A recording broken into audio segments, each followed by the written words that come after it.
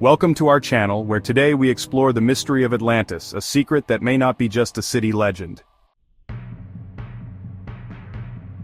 Over 10,000 years ago, a great civilization was lost, and clues to its existence can be found in the Sahara Desert. As we learn more about the desert, many strange signs emerge, such as the huge Sahara Eye, mysterious landmarks that seem to mark a time of great floods, and layers of impact found on the Atlantic floor. It seems that the so-called Sahara Eye is very likely the truth about Atlantis. In 1965, on June 3, an American space mission launched a spacecraft with 2 astronauts who stayed in space for 4 days and took a shocking photo of the Sahara Eye, a picture that almost exactly matches what Plato once described about Atlantis. 2 years later, the U.S. Navy carried out a top-secret mission, and in 2004 the files were declassified.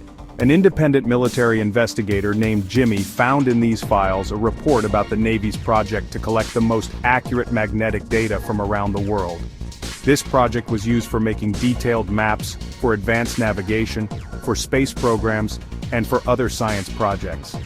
One focus of the project was a structure in Mauritania, inside the Sahara, known as the Richard Structure, or simply the Sahara Eye. After astronauts returned, even the U.S. According to the declassified documents, the Navy discovered something strange there. In one part of the report there were 2 sections with parts of the data hidden. In the first, a small part of the report said that an airborne transport plane was used with a special secure device to receive data. The second hidden section said that although the scientific details were open to all, something else happened that could not be revealed. When we think about it, this hidden part might be the clue that shows the truth about Atlantis, like a deep rabbit hole that goes on forever. The mystery deepens when we travel back in time. About 2,600 years ago, the Greek scholar Solon visited Egypt, and an Egyptian priest told him the story of Atlantis. At that time, the seas were calm enough for a strong army to sail east, and they claimed that beyond the Pillars of Hercules, there was a great nation. In this ancient tale, the people of Atlantis had advanced technology and great power, but their continent was destroyed, and their remains sank into the ocean. Later, about 140 years after Solon's visit, the famous historian Herodotus went to Egypt, but he only saw broken temple walls and pyramids buried by sand.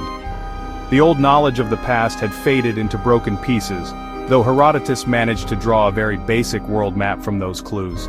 Then, around 100 years later, the great philosopher Plato retold the story of Atlantis. He said that Atlantis was a civilization that was destroyed over 9,000 years before Solon's time, that is about 11,600 years ago.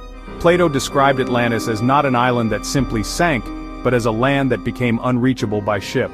In his account, Atlantis was built on a vast wetland, not just a simple island, and its destruction was not by sinking but by a sudden disaster that made it impossible for ships to reach it. Many people now believe that the story of Atlantis might be hidden in the desert. Herodotus placed Atlantis in the Sahara, and his map shows that if you travel from the old Egyptian capital of Thebes west for 10 days to a land called Ammon, then further west to a great city, and after a few more stops you reach a place known as Atlas, this distance might mark the lost lands of Atlantis. Some researchers even think that the people of an ancient tribe, whose name sounds like Mori, kept the secrets of a once great civilization. The evidence grows when we examine satellite images. Today we can see a circle of white around the so-called Sahara Eye, and local people in Mauritania still come to collect salt. These ancient salt caravans have existed for thousands of years and may be a clue to an old secret. Some experts have found that deep below the surface of the Sahara, there are signs of ancient warm springs and salt deposits that match the descriptions found in old texts about Atlantis. There's even a large deposit of sediment on the Atlantic floor, found by a Norwegian research team in 2006, which was likely caused by a massive ancient tsunami. This sediment is huge. It stretches over 130 kilometers wide and is 3,200 meters thick, which shows that the flood that destroyed Atlantis must have been far greater than any modern flood. But if a huge flood came from the sea, where did the water come from? Some believe that before the Great Disaster, the Sahara was not a dry desert at all, but a green land filled with lakes, wetlands, and abundant water. In fact, around 20,000 years ago, the Sahara was like a paradise, with many lakes, and one of the largest was Lake Chad, which still exists today. However, there is a mystery about Lake Chad because its sediments show traces of salt and seawater, suggesting that it might once have been part of a great inland sea rather than a simple lake. If so, this could explain the legends that speak of Atlantis as a great land that was connected to the sea by a ring of water, as described by Plato. Some experts now believe that the ancient disaster was not just a simple flood, but a huge global event that caused the sea levels to change dramatically, lifting some lands while submerging others. For example, the theory known as the seesaw effect of the Earth suggests that while one part of the land sank, another might have been pushed up. This idea is used to explain why the ancient ruins in the Sahara appear to be high above sea level by more than 400 meters. Could it be that during a massive worldwide event, the region of Atlantis was pushed up from the deep, leaving behind strange clues on the surface, such as the mysterious Sahara Eye? Many details remain puzzling. For instance, ancient texts mention that Atlantis had a circular central island surrounded by rings and moats, with the inner rings built from precious metals like gold, silver, and copper alloys.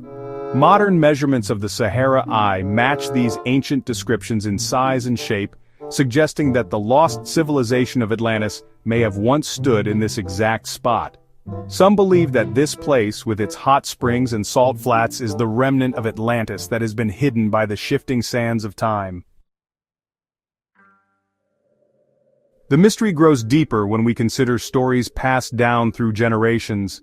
Ancient Egyptian priests once claimed that their people were brothers to the lost civilization of Atlantis, and that many of the great monuments in Egypt, like the pyramids and the Sphinx, were built with the help of advanced knowledge from Atlantis. Although these ideas might sound like myths, they have inspired many modern researchers to re-examine the history of the Sahara and its hidden secrets. In recent years, new studies using satellite images and modern geology have given us clues that the Sahara was once a vast green land with a network of rivers that could have supported a rich civilization. One theory suggests that a great river, possibly the ancient Atlas River, flowed from the Atlas Mountains through the Sahara, creating wetlands and lakes that later dried up in a catastrophic shift of climate. This theory is supported by findings from French and Japanese research teams who discovered ancient riverbeds and sediment layers that match the descriptions of an old, mighty river system. The story of Atlantis, as told by ancient Greek scholars like Solon, Herodotus, and Plato, seems to align with these modern discoveries, indicating that a great civilization might have existed in what is now the barren Sahara, only to be wiped out by a massive natural disaster that changed the face of the Earth in just a few centuries. Today, the legend of Atlantis and the mystery of the Sahara Eye continue to fascinate and baffle both scientists and storytellers. Many questions remain. Was Atlantis a real place, a highly advanced civilization that vanished without a trace? Did a huge flood or a powerful earthquake raise or sink these lands in a dramatic shift, leaving behind only ruins and mysterious markings on the landscape? And why do local people in Mauritania still remember the old salt caravans and the strange white rings visible from space? As we look at these clues, it is hard not to wonder if the truth is hidden in plain sight, locked away in ancient maps, buried in sediment layers, and captured in the fading memories of desert nomads.